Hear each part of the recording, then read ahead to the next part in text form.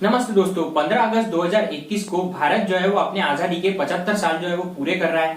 इस वीडियो में हम ये देखेंगे कि ये जो भारत को आजादी यानी कि जो इंडिपेंडेंस मिला था, इसके पीछे कौन से ऐसे महान क्रांतिकारी लोग थे जिनका इसमें योगदान था, या फिर इसके पीछे का बैकग्राउंड क्या है, इसकी शुरुआत कैसे हुई थी। ये सभी डिटेल हम इस वीडियो में देखेंगे और कुछ ही मिनटों में देखेंगे। तो चलिए बिना देरी करते हुए शुरू करते हैं आज का वीडियो।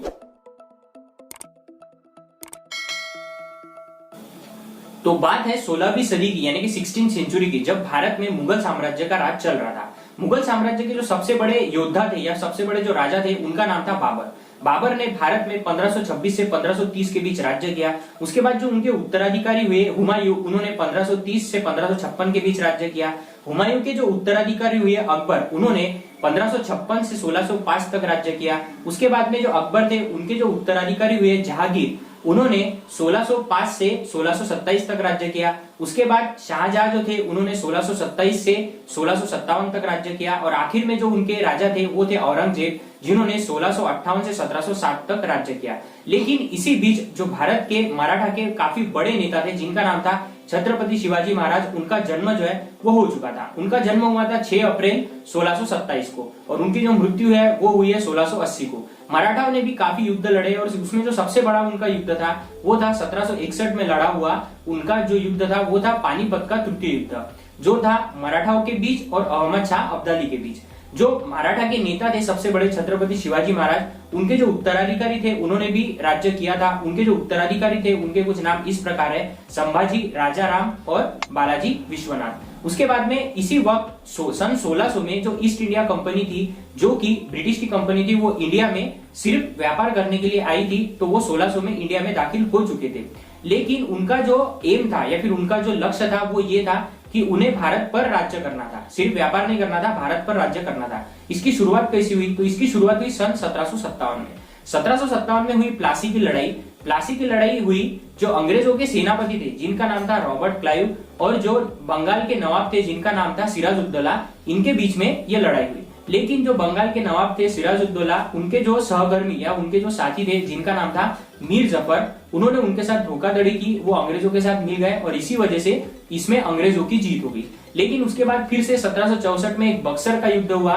बक्सर के युद्ध में जो है अंग्रेजों ने मीर कासिम और उसके कुछ जो साथी थे उनको भी हरा दिया और ये भी युद्ध जो है वो अंग्रेजों ने जीत लिया। और उसके बाद में अंग्रेज जो है वो इंडिया में अपना शासन करने लगे। तो भारत की स्वतंत्रता की जो शुरुआत है वो हुई 1857 के महान क्रांति से। अब 1857 की महान क्रांति को, जो भारत की स्वतंत्रता है, उसमें सबसे पहला कदम किसने कहा था? तो ये कहा था बी.डी. सावरकर ने।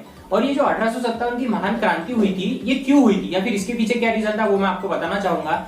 तो जैसा कि मैंने आपको बताया कि अंग्रेज जो थे वो इंडिया में राज्य करने शुरू करने वाले थे या फिर शुरू कर रहे थे, या फिर उनका राज्य भारत में शुरू था। इसी वक्त उनके पास एक गन हुआ करती थी जिसका नाम था ब्राउन बैस। लेकिन अब वो ब्राउन बैस की जगह एक दूसरी एनफील्ड राइफल जो है उसका यूज करना चाहते थे। और एनफील्ड राइफल के अंदर कारतूस जो है वो उसमें भरना पड़ता था। तो ये जो राइफल थी जिसके अंदर कारतूस भरना पड़ता था, तो ये कारतूस जो है ये किससे बनता था? तो ये बनता था गाय और जो सुअर रहते इनके चर्बी से ये बनता था। और ये कारतूस को मुंह से तोड़ना पड़ता था और फिर वो राइफल के अंदर डालना पड़ता था। तो इसके लिए जो व्यक्ति थे वो तो इंडियन ही रहेंगे।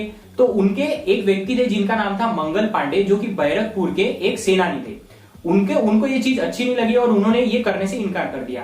उन्होंने ये इनकार किया 29 मार्च 1857 को और उन्हें जो है वो 8 अप्रैल 1857 को अंग्रेजों द्वारा फांसी दे दी गई। लेकिन इसका मतलब ये हुआ कि जो 1857 की क्रांति जो शुरू हुई थी वो अपने सही अंजाम तक नहीं पहुंच पाई, वो असफल रही। उसके बाद में इसमें जो नया मोड़ आया भारत के स्वतंत्रता संग्राम में, वो आया 1885 में। 1885 में भारत में जो स्थापना हुई मुंबई में, वो हुई भारतीय राष्ट्रीय कांग्रेस की।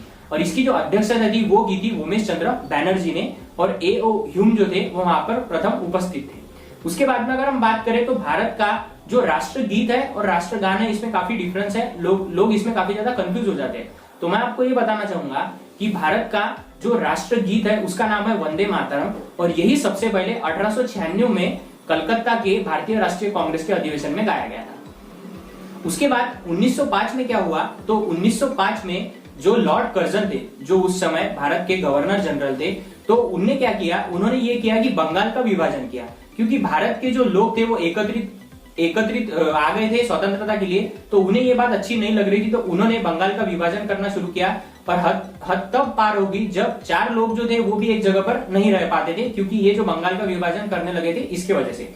उसके बाद में सन 1911 में जो भारत की राजधानी थी उसे कलकत्ता से दिल्ली जो है वो शिफ्ट करवाया गया, यानी कि 1912 में भारत की जो राजधानी है वो क्या हो गई, तो वो कलकत्ता से दिल्ली आ गई। इसी दौरान जो 1911 में अधिवेशन हुआ जो कि कलकत्ता में हुआ भारतीय राष्ट्रीय कांग्रेस का, इस वक्त जो भारत का राष्ट्रगान है जन गण मन, जो कि रविंद्रनाथ टैगोर द्वारा लिखा गया है, ये जो है सबसे पहली बार 1911 में गाया गया। उसके बाद में इसी वक्त के दौरान जो बाल गंगाधर तिलक थे वो काफी बार जेल में जा चुके थे भारत के इस स्वतंत्रता संग्राम में। उसके बाद सन 1915 में जो मोहनदास करमचंद गांधी थे, जिन्हें हम बापू करके पुकारते हैं, वो साउथ अफ्रीका से इंडिया लौट चुके थे सन 1915 में।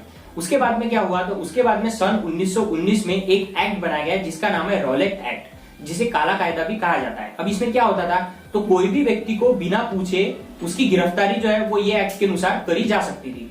तो ये चीज हुई 1919 में रॉलेट एक्ट के अनुसार। इसके बाद में जो जालियनवाला बाग हत्याकांड है वो भी हुआ 1919 में, क्योंकि जो सिख लोग थे वो वैसाखी पूर्णिमा मना रहे थे और वहां पे काफी ज्यादा लोग जो थे वो जमा हो गए थे।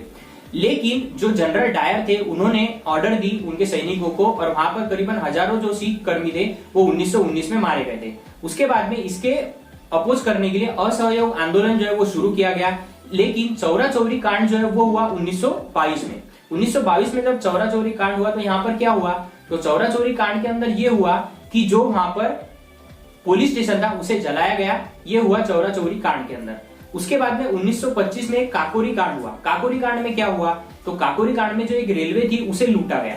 अब ये लूटा किसने, तो हिंदुस्तान रिपब्लिकन एसोसिएशन, जो कि भारत की एक स्वतंत्रता सेना थी, उन्होंने इसे लूटा। लेकिन इसमें एक भी भारतीय व्यक्ति का जो है वो कुछ लूटा नहीं गया, सब दूसरे व्यक्ति का लूटा गया, क्योंकि भारत को भी जो भारत के सेनानी थे उन्हें भी गन या फिर बंदूक के कारतूस इनकी जरूरत होती थी, उसके लिए पैसा लगता था, इसीलिए ये चीज करी गई। उसके बाद लाला लाजपत राय जो कि भारत के एक स्वतंत्रता सेनानी थे, उन्होंने साइमन गो बैक के नारे लगाए लाहौर में, लेकिन वहां पर उनके ऊपर जो डांडी थी या फिर जो लठ थे उसका वापर हुआ और उसके वजह से जो है लाला लाजपत राय की वहां पर लाहौर में मृत्यु हो गई।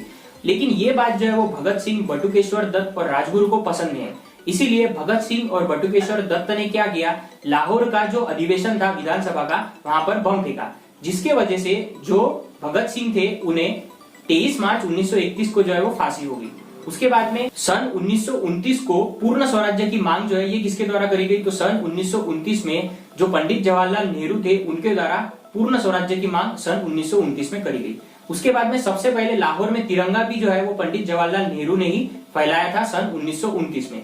उसके बाद में 26 जनवरी 1930 को भारत ने पहले बार अपना स्वतंत्रता दिन मनाया था, लेकिन ये बात अंग्रेजों को अच्छी नहीं लगी थी।